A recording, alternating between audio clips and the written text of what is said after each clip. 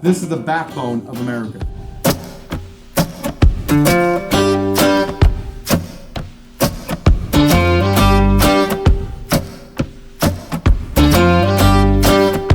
What's up, guys? I'm Chris Carpenter with Story Real Estate, and I am here with Ron and Tracy from Peck's Shoe Clinic. Thank you so much for having us. Well, let's say I've never been to Peck's before. What's something that I should know? People don't realize there's a lot of things you can do to help your feet out. Even socks are a huge deal. Socks keep moisture against your foot.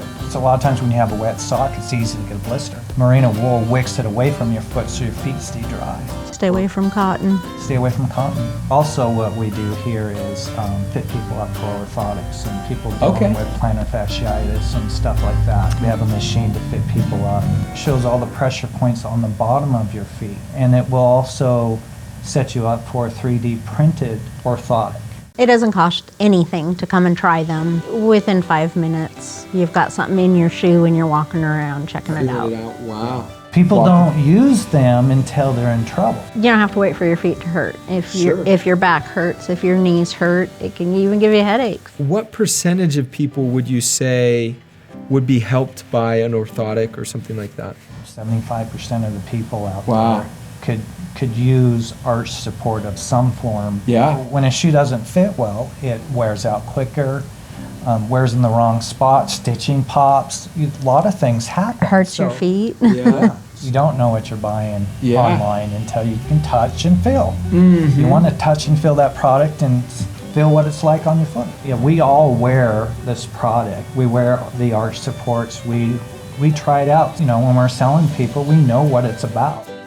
Ron, tell me, how did you learn how to do shoe repair? I started when I was 14 working for my father. Okay. I am fourth generation in the family. Actually, we have pictures of my great-grandfather's business. Wow. And my grandfather's business, and then my dad's business, and then me.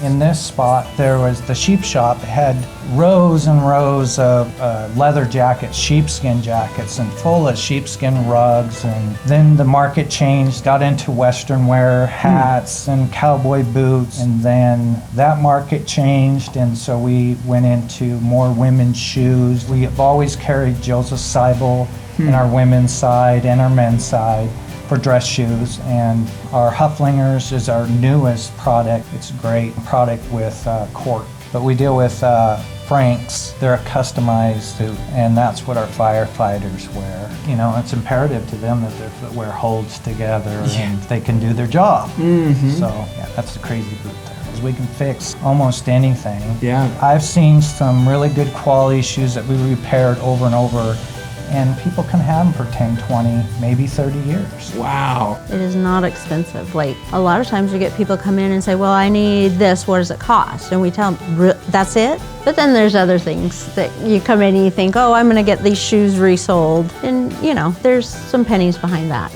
We bring in products that we can resole, we can reheal, that you can keep up, and we want you to. Is there anything that people should do to care for their shoes that they often don't or they wouldn't know?